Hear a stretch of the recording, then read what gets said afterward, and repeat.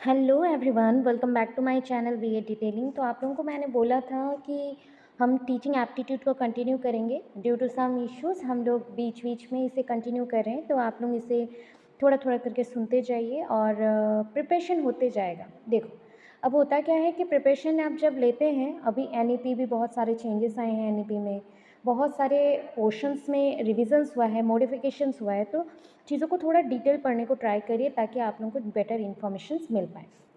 तो हमारे पास next point जो है वो था व्हाट इज़ लर्नर। तो what is learner? Learner is someone जो लर्न करता है, कॉन्सिस्टेंटली वो लर्न करता है। तो we are also learner.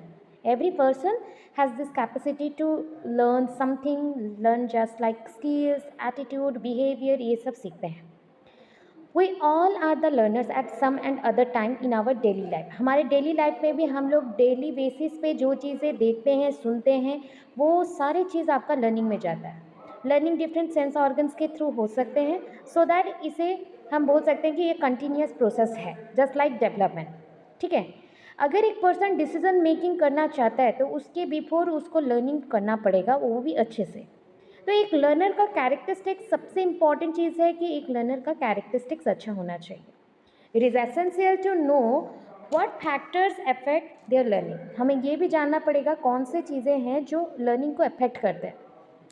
Learning can be describe that, learning कैसे डिस्क्राइब हो सकता है? That the process of acquiring new और मॉडिफाइंग एग्जिस्टिंग नॉलेज। हम प्रोसेस करते हैं यहाँ पे कि हम न्यू एंड मॉडिफाई नॉलेज को एवरी टाइम सीखें, हम स्किल्स डेवलप करें, हम अपना बिहेवियर चेंज करें और प्रेफरेंसेस चेंज करें। अभी देखो, लर्निंग सिंपली अगर बोला जाए तो मॉडिफिकेशन ऑफ बिहेवियर, मतलब ऐसा कुछ चीज़ जिसका प्रभाव इतना ज़्यादा होगा जिससे आपके कैरेक्टर्स मॉडिफाई हो जाए। ठीक है, वो चाहे किसी का नॉलेज हो सकता है, स्किल्स हो सकते हैं, वैल्यूज़ हो सकते हैं, बिहेवियर और एनी टाइप ऑफ प्रेफरेंस जो जिस चीज़ को फॉलो करता है। Learning is strongly based on the intellectual level. पता है, हर एक पर्सन का लर्निंग कैपेसिटी डिफरेंट होता है, different cognitive ability, different way of accepting the things, मतलब परसेप्शन, ग्रहण करने का तरीका, पर्सनालिटी, एक इंसान का पर्सन एबिलिटी, जो पर्सन का एबिलिटी होता है वो एटीट्यूड। तो ये सारी इंपॉर्टेंट वर्ड्स हैं, याद रखें आप, बहुत इंपॉर्टेंट है। Intellectual level, cognitive ability, perception, personality, attitude of a learner. As individual many factors affect the learning. एक इंडिविजुअल को बहुत सारे फैक्टर्स हैं जो इफेक्ट करते हैं लर्निंग, मतलब उसकी, एक पर्सन का जो लर्निंग है उसको बहुत सारे फैक्टर्स हैं जो इफेक्ट कर सकते हैं। जस्ट लाइक उसका सोशल एरिया, उसके हैबिट्स, उसके विलिंगनेस, वो क्या चाहता है उस बेसिस पे।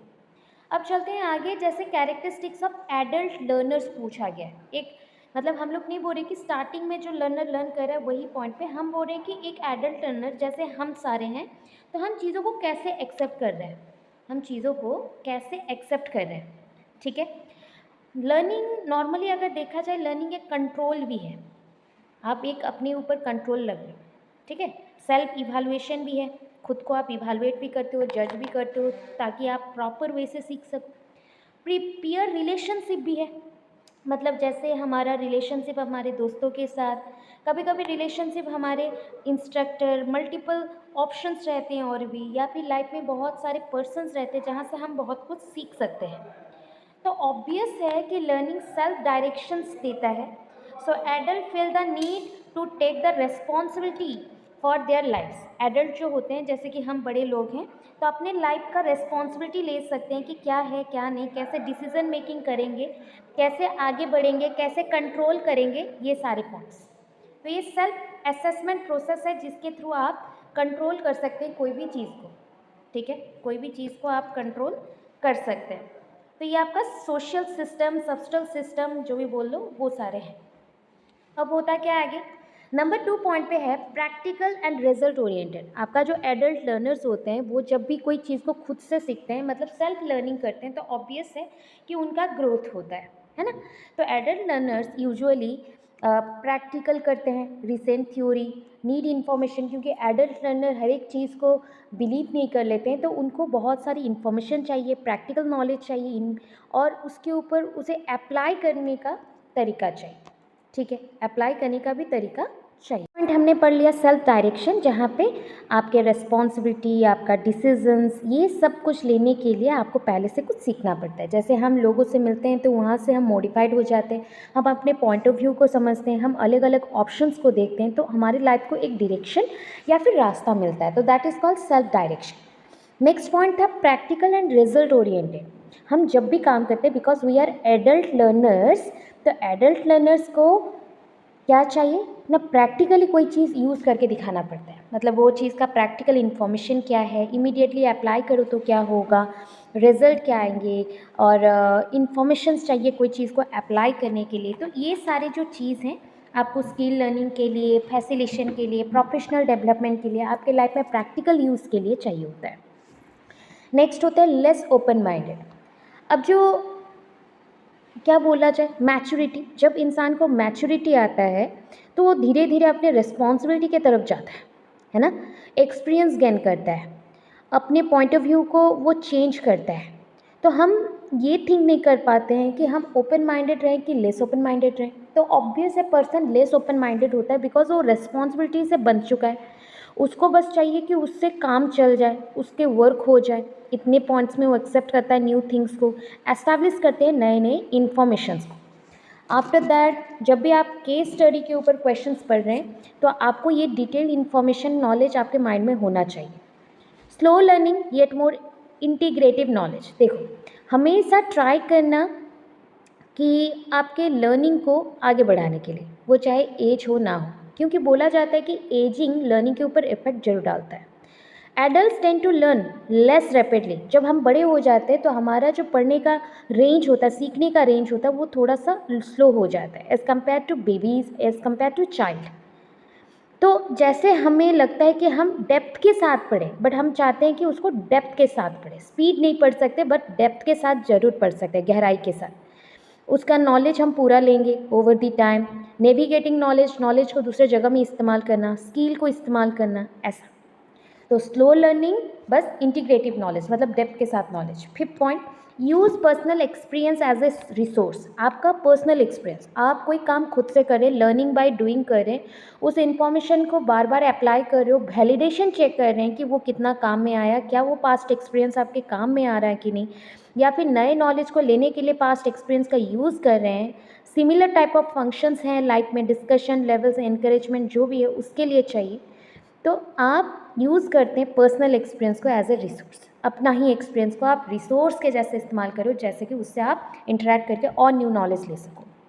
नेक्स्ट आता है motivation. Motivation is very important in adulthood. Normally ये वॉल्यूंटरी है, ठीक है। जब एक बच्चा स्कूल जाता है, प्रोफेशनल ग्रोथ करता है, जब उसको अपने लाइफ में कुछ आगे बढ़ाना है, तो उसको स्कूल जाके different type of vocational point में भी सीखना पड़ेगा, मोटिवेटेड रखना पड़ेगा खुद को, खुद के माइंड को इतना ब्रॉड करना पड़ेगा जैसे वो मोटिवेटेड होकर आगे चल सके। उसका लर्नर का जो अंदरूनी नॉलेज है, अंदरूनी जो मोटिवेशन है या ग्रोथ है, वो हो। थॉट प्रोवोकिंग मटेरियल्स आए, जैसे कि उसको लगे कि मुझे आगे बढ़ना चाहिए और मेरा ग्रोथ करवाना चाहिए। That is the motivation. Motivation एक पर्सन को चेंज कर सकता है।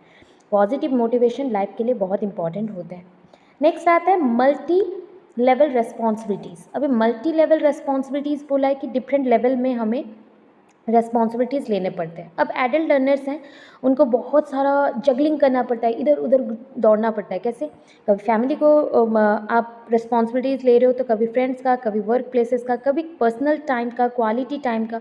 तो बहुत ज़्यादा आप खुद को तैयार कर रहे हो, लर्निंग कर रहे हो, प्रायोरिटी में लेके आ रहे हो कि हम लोगों के जो रिस्पॉन्सिबिलिटीज़ हैं, जो जो काम है ले सकें, ताकि हमारा बिजी शेड्यूल में हम डिफरेंट वे से फ्लेक्सिबिलिटी के साथ मल्टी लेवल में हम कर सकें, अगर मेरा लर्निंग प्रॉपर हुआ है तो। नेक्स्ट आता है 8 number, high expectation. Adult learners have high expectation. ये जो एडल्ट लर्नर्स होते हैं उनका एक्सपेक्टेशन बहुत ही हाई होता है, about things, about work, about experience, everything को लेके वो बहुत ही ज़्यादा मतलब हाई एक्सपेक्टेशंस रखते हैं, ठीक है। और there will not be a waste of their time और मनी। वो ट्राई करते हैं कि हर एक कोर्स, हर एक चीज़ उनके काम में आए और वेस्ट ना हो मनी का या टाइम का। This is why it's important to create a course. इसलिए इतना इम्पॉर्टेंट होता है कोर्स क्रिएट करना जो बच्चों के नीड्स को फुलफ़िल कर सके, एड्रेस कर सके। अब आता है characteristics of the adolescent learner.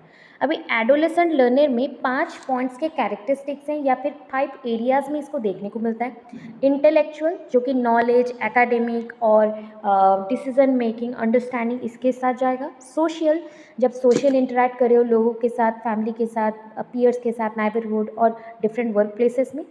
Physical मतलब आपका कॉग्निटिव प्लस फिजिकल है, इसको हम बोल सकते हैं psycho development, psycho cognitive development, जो आपके फिजिकल ग्रोथ के साथ साथ आपका कॉग्निटिव ग्रोथ प्लस आपका शारीरिक विकास प्लस मानसिक विकास दोनों को देख रहे हैं। इमोशनल एंड साइकोलॉजिकल, ये तो आपका साइको एनालिटिक हो जाएगा, साइको सेक्सुअल भी हो जाएगा, साइको इमोशनल भी हो जाएगा, क्योंकि आपका दिमाग हर टाइप का इमोशंस को कंट्रोल करता है। लास्ट है मोरल डेवलपमेंट, जहाँ पे आप नीति नियम, decision making with respect to society का रूल नॉर्म सब कुछ मानना, उसे हम बोलते हैं। अभी देखो कैरेक्टरिस्टिक्स ऑफ यंग एडोलेसेंट क्या बोला गया ना। Moving from concrete to abstract thinking, जब यंग बच्चे हैं, यंग एडोलेसेंट चाइल्ड है, उनका नॉलेज कैसे डेवलप्ड होता है ना, वो कॉन्क्रीट से एब्स्ट्रैक्ट पॉइंट पे जाते हैं। मतलब पहले तो दृढ़ मतलब जनरल पॉइंट से स्पेसिफिक पॉइंट को जाते हैं, सामान्य से विशिष्ट रूप में सोचते हैं। Then an intense curiosity and wide range of intellectual person, वो चाहते हैं कि बहुत क्यूरियस होते हैं, बहुत कुछ जानना चाहते हैं, और बौद्धिक जो प्रयतांत्री हम बोल सकते हैं कि हमारा जो ग्रोथ है, कि हमारा श्रृंखलता रखना है, मेंटेन करना है, हमारे लॉन्ग पीरियड में बहुत सारी चीज़ करना है, वो सब। हाई अचीवमेंट, चैलेंज्ड, एंगेज में हम रहेंगे, प्रिफर करेंगे एक्टिव ओवर पेसिव लर्निंग, हम पेसिव लर्निंग करना नहीं चाहते, एक्टिव लर्निंग करेंगे। इंटरेस्ट रखेंगे इंटरेक्शन में, दोस्तों के साथ, फ्रेंड्स के साथ लर्न करें ताकि आगे सीखें। An ability to be self reflective, खुद रिफ्लेक्ट करना सीखें, खुद का प्रोग्रेस बताना सीखें। Demand the relevance in learning and what is being taught, कौन सा चीज़ अनिवार्य है उसे सीखना और उसी चीज़ के ऊपर आगे चलना। Developing the capacity to understand higher level of human. अभी देखो, जब आप यंग एडोलेसेंट हो तो आपका सोच विचार और अच्छा होना चाहिए, इंटेलेक्चुअल बोला गया, तो आप हायर लेवल की बातों को समझ सको, मिसअंडरस्टैंडिंग को थोड़ा कम करें, सार्कास्टिक और एग्रेसिव जो पॉइंट्स हैं उसको कम रखें, ठीक है। अभी सोशल डेवलपमेंट वैसे करेंगे, कल करेंगे। आज का 10 से 12 मिनट का जो छोटा सा वीडियो है, इसको आप देखें। आई होप ये अच्छा लगा हो। इससे रिलेटेड क्वेश्चंस मैं आपको दिखाऊंगी, क्योंकि इस बार के क्वेश्चन पेपर याद रखना, सीटेट ओटेट ओस्टेट, ये हमारे केवीएस जो भी बोल रहे हो, केस स्टडी बेस्ड क्वेश्चंस बहुत रहेंगे, बिकॉज बहुत सारी चीज़ें मॉडिफाइड हो चुकी है, तो डायरेक्ट क्वेश्चंस कम रहेगा और डिटेल्ड इन्फॉर्मेशन वाले क्वेश्चंस ही पूछे जाएंगे। एक क्वेश्चंस ऐसा रहेगा लेंथी, और उसको समझ के आपको आंसर देना पड़ेगा। That's it. Thank you so much, have a good day. कल मिलते हैं। और ये वीडियो कैसा लगा ज़रूर बोले, और कंटिन्यू रखो कि नहीं सीरीज़ को ज़रूर मेंशन करें कमेंट बॉक्स में। सब्सक्राइब कर दें new viewers. Thank you so much.